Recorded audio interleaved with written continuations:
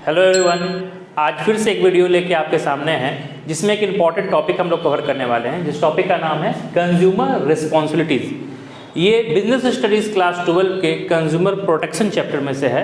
Important chapter है, important topic है, जिसके थ्रू 5 नंबर आपकी झोली में आ सकते हैं। वीडियो को ध्यान से देखेंगे, इसके नोट्स को प्रिपेयर करेंगे और एग्जाम में प्रोबेबल क्वेश्चन है कि ये आ सकता है। ओके, स्टार्ट करते हैं कंज्यूमर रिस्पॉन्सिबिलिटीज़। जैसे आपको पता है कि हमें बहुत सारे राइट्स मिले हैं कोपड़ा के अंदर, कंज्यूमर प्रोटेक्शन राइट्स एक्ट के अंदर हमें बहुत सारे राइट्स मिले हैं कंज्यूमर्स को। तो जब भी हमें राइट मिलता है तो साथ साथ हमारे से कुछ रिस्पॉन्सिबिलिटीज़ की भी उम्मीद की जाती है ना। जैसे हमें फंडामेंटल राइट्स मिला है संविधान से, तो हमें कुछ कर्तव्यों का भी पालन करना पड़ता है, ड्यूटीज़ का ही पालन करता है। उसी तरीके से कंज्यूमर्स को राइट दिए गए हैं तो साथ साथ उनसे उम्मीद किया गया है कि उनकी कुछ रिस्पॉन्सिबिलिटीज़ भी होती है, जिसको आज हम लोग समझते हैं इन पॉइंट्स के थ्रू। ओके, चलिए पहला है हम लोग का, जैसे आपको दिख रहा है, consumer must exercise his rights. ये पहला टॉपिक है हम लोग का, consumer must exercise his rights. तो इसमें कह रहा है कि कंज्यूमर को अपने अधिकारों का इस्तेमाल करना चाहिए, एक्सरसाइज करना चाहिए, यूज करना चाहिए। जैसे कोपड़ा में आपको राइट तो दे दिया है, आपको बहुत सारे अधिकार है जिसके बारे में हम लोग स्टडी किए हैं, है ना। जैसे right to be heard, right of safety, बहुत सारे हमें राइट मिले हैं। तो वो राइट हैं, मिले हुए हैं, बने हुए हैं। लेकिन कंज्यूमर अगर उस राइट का इस्तेमाल ही नहीं करेगा, उस राइट को लेने के लिए जाएगा ही नहीं, तो फिर वो राइट बेमानी है, बिना मतलब का है, कोई काम का नहीं है। तो कंज्यूमर का पहला रिस्पॉन्सिबिलिटी ये इस पॉइंट में डिक्लेयर करना चाहता है कि कंज्यूमर को अपने राइट्स का एक्सरसाइज करना चाहिए, मतलब इस्तेमाल करना चाहिए, तभी वो राइट्स जो जिसके लिए बनाए गए हैं, सरकार ने हमें जो राइट्स दिए हैं वो फुलफिल हो पाएगा, उसका मायने सही हो पाएगा। ठीक है, तो ये पहला पॉइंट था। दूसरा है काउशियस कंज्यूमर। काउशियस का मतलब यहाँ क्या है? काउशियस का यहाँ मतलब होता है सावधान, सावधान, यानी कंज्यूमर्स को सावधान होना चाहिए। चलिए, ये बात फैक्ट है, सबको पता है कि मार्केट प्लेसेस पे आपके साथ चीट होता है, आपके साथ धोखा होता है, मैल प्रैक्टिसेस होते हैं, है ना। और ये भी पता है कि बिजनेसमैन का ये रिस्पॉन्सिबिलिटी है कि ऐसा नहीं करे, तो उनके चक्कर में नहीं रहेंगे।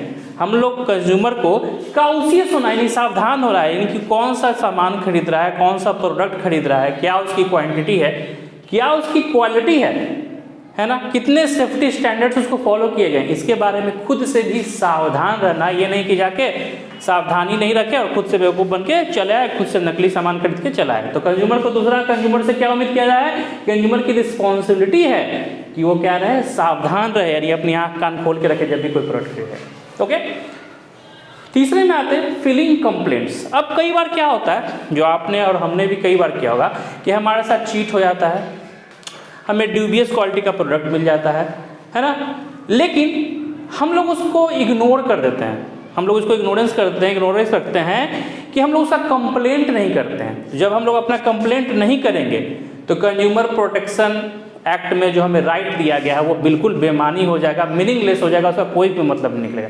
तब कहने का मतलब ये है फिलिंग कंप्लेंट्स, यानी कि जब भी आपके साथ कोई बुरा काम होता हो, जब भी मैल प्रैक्टिसेस होता हो, जब भी आपको ठगने का काम किया जाए, आप उसका कंप्लेन जरूर करें, चाहे वो जितना छोटा से छोटा नुकसान में क्यों ना हो, आप उसकी कंप्लेन करें। कंप्लेन करेंगे तभी उसका निवारण हो पाएगा।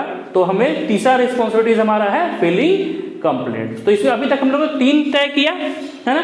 पहला, हमें अपने अधिकारों का प्रयोग करना चाहिए, हमें मतलब किसको, अपने कंज्यूमर्स को अपने अधिकारों का प्रयोग करना चाहिए। दूसरा, सावधान रहना है, सावधानी हटी दुर्घटना घटी। तो हम लोग बिजनेसमैन के ऊपर नहीं रहेंगे, हम लोग खुद से भी अपनी आंख नाक खोल के रखेंगे। और तीसरा है, जैसे ही हमारे साथ कुछ अगर बुरा होता है तो उससे रिलेटेड कंप्लेंट भी हम लोग अवश्य करें। ओके, नेक्स्ट 4 नंबर है consumer must be quality conscious, है ना। यहाँ क्वालिटी कॉन्शियस का मतलब क्या है? क्वालिटी कॉन्शियस का मतलब है कि कंज्यूमर को हमेशा क्वालिटी वाला प्रोडक्ट ही लेना चाहिए, अच्छी क्वालिटी का प्रोडक्ट ही लेना चाहिए। ये नहीं है कि आप नकली प्रोडक्ट ले आए, सेमी क्वालिटी का प्रोडक्ट ले आए, खराब क्वालिटी का प्रोडक्ट ले आए और अब बाद में आके आप कंप्लेंट कर रहे हैं कि हमारे साथ ये हो गया वो हो गया। जैसे फॉर एग्जांपल प्रेशर कुकर आप लाए, आपने ISI मार्क का नहीं देखा, आपने सेफ्टी फीचर नहीं देखा, कोई लोकल वही दिल्ली मेड सिटी मेड आपने खरीद के ले आया प्रेशर कुकर और आपके साथ कुछ हादसा हो गया, फिर कंप्लेन कर रहे हैं। तो इसमें गलती किसकी? आपने अपनी रिस्पॉन्सिबिलिटी का फुलफिलमेंट नहीं किया। रिस्पॉन्सिबिलिटी का फुलफिलमेंट करना है कि हमेशा हमको क्वालिटी प्रोडक्ट ही खरीदना है, हमको हमेशा क्वालिटी प्रोडक्ट ही खरीदना है। जैसे मार्का वाला चीज़ खरीदेंगे, सोना चांदी खरीदने जाएंगे, सोना खरीदने जाएंगे तो होल मार्का देखेंगे। हमेशा क्वालिटी प्रोडक्ट ही कंज्यूमर्स को लेना चाहिए, यानी कंज्यूमर्स को खराब क्वालिटी के प्रोडक्ट लेने से बचना चाहिए, ये कंज्यूमर का रिस्पॉन्सिबिलिटी। ओके, तो ये 4 पॉइंट था। 5th पॉइंट में हम चलते हैं, do not carried away by the advertisement. बहुत जरूरी है भाई, ध्यान से देखना। Do not carry away by the advertisement, यानी हमें एडवर्टीजमेंट के साथ साथ नहीं बह जाना चाहिए। जैसे है ना कि भाई माउंटेन ड्यू का ऐड देखे और बस पिए और कूद गए, तो वो काम यहाँ नहीं करना है। कंज्यूमर्स को एडवर्टीजमेंट के साथ नहीं बहना है, एडवर्टीजमेंट के बहकावे में नहीं आना है। अपना दिमाग लगाना है, अपने बुद्धि का इस्तेमाल करना है कि किस प्रोडक्ट में कितनी खासियत हो सकती है, किस प्रोडक्ट में क्या क्वालिटी हो सकती है, क्या उसके लिमिटेशंस हो सकते हैं, है ना। फेयर एंड लवली लगाने से गोरे नहीं हो जाएंगे, तो एडवर्टीजमेंट में नहीं जाएंगे। एडवर्टीजमेंट से बचना है, अपना बुद्धि विवेक का इस्तेमाल करना। यही 5वें पॉइंट में कह रहा है, do not carried away by the advertisement, यानी सिर्फ एडवर्टीजमेंट के चक्कर में नहीं होना चाहिए, आपकी ये जिम्मेदारी है। ऐसा नहीं कि एडवर्टीजमेंट देखे और प्रोडक्ट खरीद लिए, खुद का दिमाग लगाया नहीं, ऐसा नहीं होता है ना, कि बायजूस खरीदे और जीनियस हो गए, ऐसा नहीं होता कुछ, समझे। तो ध्यान रखेंगे इस बात को। ओके, आगे देखेंगे 6 number, insist on cash memo. Insist on cash memo. Cash memo समझते हो भाई, बिल की बात हो रही है, बिल की इग्नोर करते हो ना हमेशा, जल्दीबाजी में रहते हो, सामान खरीदते हो, बिल लेते नहीं हो, भाग जाते हो, ऐसा नहीं चलेगा। इंसिस्ट करना है। इंसिस्ट का मतलब हमें जिद करना है, हमें दुकानदार को बोलना है कि नहीं आप हमको बिल दीजिए ही दीजिए।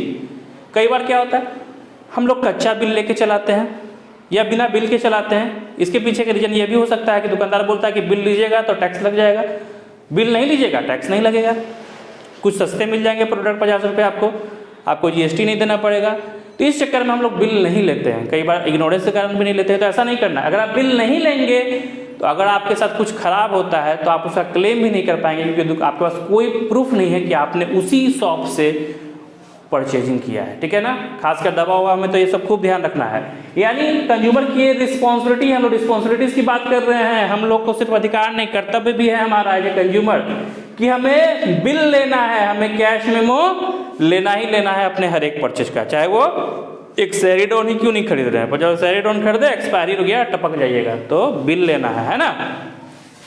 नेक्स्ट है 7वां, इन्वायरमेंट फ्रेंडली प्रोडक्ट। अब देखो भाई, ये पॉइंट है, पढ़ना है, ध्यान तो कोई नहीं देते हो तुम और हम। इन्वायरमेंट फ्रेंडली प्रोडक्ट मतलब कंज्यूमर्स की रिस्पॉन्सिबिलिटी है कि वो ऐसे ही प्रोडक्ट्स को खरीदे और वो ऐसे ही प्रोडक्ट को खरीदने के लिए तत्परता दिखाए, वैसे ही प्रोडक्ट के लिए इंकरेज रहे जो इन्वायरमेंट फ्रेंडली हो, जिससे इन्वायरमेंट को कोई नुकसान नहीं पहुंचता। ऐसा क्यों? ऐसा इसलिए क्योंकि अगर हम लोग इन्वायरमेंट फ्रेंडली प्रोडक्ट ही खरीदेंगे और ऐसा प्रोडक्ट नहीं खरीदेंगे जो एनवायरनमेंट को ख़राब करता है, तो उसके मेकर्स, उसके प्रोड्यूसर्स उसको बनाना छोड़ देंगे और कहीं ना कहीं जो डिग्रेडेशन हो रहा है एनवायरनमेंट में वो कम होगा। तो हमें क्या करना है, इन्वायरमेंट फ्रेंडली प्रोडक्ट ही खरीदने पे जोर देना चाहिए, जिससे हमारा वातावरण सही रहे, है ना। ये नहीं कि अभी लगन वन का सीजन चल रहा है, पूरा पटाखा वड़ाका फोड़ दिए, तो जितना पटाखा फोड़िएगा उतना वो बनेगा, तो उसे बढ़ेगा। तो हमें क्या करना चाहिए, इन्वायरमेंट फ्रेंडली प्रोडक्ट खरीदना चाहिए। और इसी के साथ साथ इसमें ये पॉइंट को भी हम लोग ऐड कर सकते हैं कि हमें प्रदूषण नहीं करना चाहिए, कचरा नहीं करना चाहिए, प्लास्टिक का यूजेज कम करना चाहिए, इस तरीके से भाई। तो ये रिस्पॉन्सिबिलिटी हर एक किसी की होती है, ठीक है। आगे next, formation of consumer society. Consumer society है ना, ग्राहकों का मंच बनाना है, समाज बनाना है। बस वो बात सुनो ना, एकता में बल होता है। क्या होता है? एकता में बल होता है। अगर एज ए कंज्यूमर आप और हम अलग अलग रहेंगे, कोई नहीं पूछेगा, क्योंकि प्रदूषण शक्तिशाली है, कहीं हो सके बड़ी कंपनी पे दावा कर रहे हैं, वो हमारी बात को नहीं सुनेगा, इग्नोर कर देगा। लेकिन अगर हम लोग यूनाइट हो जाएंगे, सारे कंज्यूमर्स अगर यूनाइट हो जाएंगे, तो उसमें ताकत आएगा, बल आएगा।